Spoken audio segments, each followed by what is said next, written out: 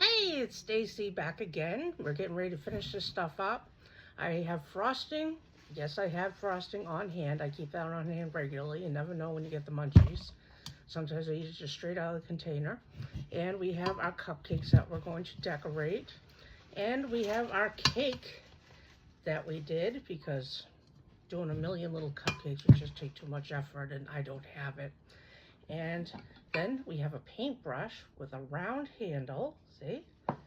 And a box of pudding. And we have milk. Well, it's over on the counter, but you can't see that. But we're gonna make pudding.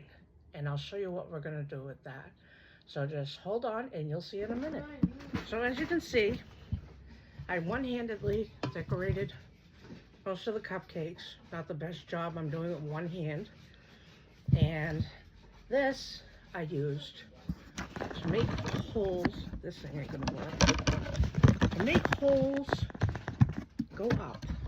To make holes in the friggin' cake. Thank you. Tip it down. Yeah, there we go. See, there's holes in the cake. Holy shit. So now there's holes in the cake. And I made it with this thing. See, it's all in there. So next, we used a minute for the pudding to chill.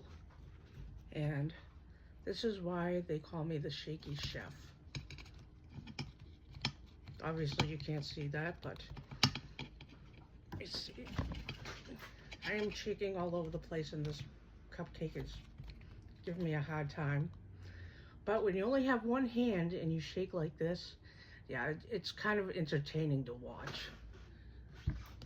See if I can actually do something. So we're gonna finish covering that the last 3 ones, and we got all our holes poked in our cake.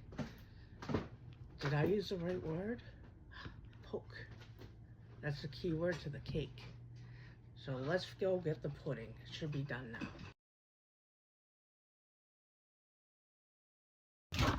Okay, my lovely assistant Madison is going to... That's not even her real name. Madeline. Maddie, she's my adopted daughter, yet I just completely forgot her name. How awesome am I? You want to hold the bowl for me, please, while I scoop it out? I do need assistance sometimes with my brain and with my food. Alright, let's see, scoop this all in. So you scoop the pudding onto the cake. You know, after it's been sitting for like a few minutes and it gets a little thick. Let me see, you put it up there. Okay, that should be good. And spread it all over and make sure that you cover the holes.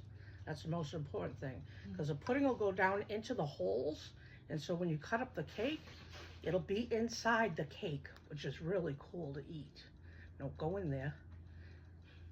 And so you let this chill for probably about 2 hours, and or however you think it's done enough for you.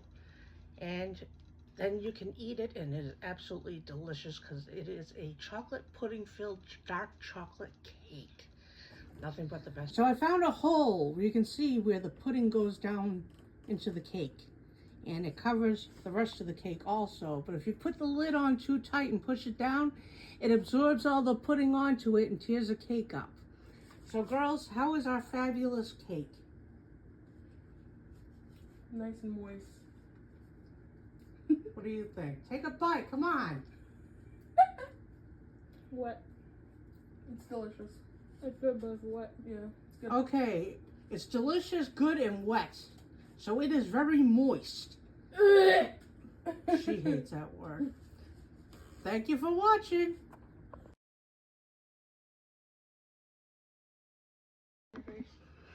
Okay, so if you're making a cake and you want to use frosting instead of pudding, and you don't want the cake to get all torn up by the frosting, best thing to use is a sugar glaze. You make 2 cups of confectionery sugar, 3 tablespoons of milk, and a 3/4 teaspoon of vanilla extract. And you blend it all together, and it'll be like liquidy, but a thick liquid, and that's the consistency that you want. You might have to add a little more milk or vanilla extract, or however the consistency you feel comfortable with. But it'll be like a thick glaze, like glue almost glue. And you spread it on the cake, like with a butter knife, and it'll harden instantly. And you'll notice that it hardens instantly, because when you go to put frosting on it, your cake will not tear up. I've been doing this for years. It's a fabulous tip. Thank you.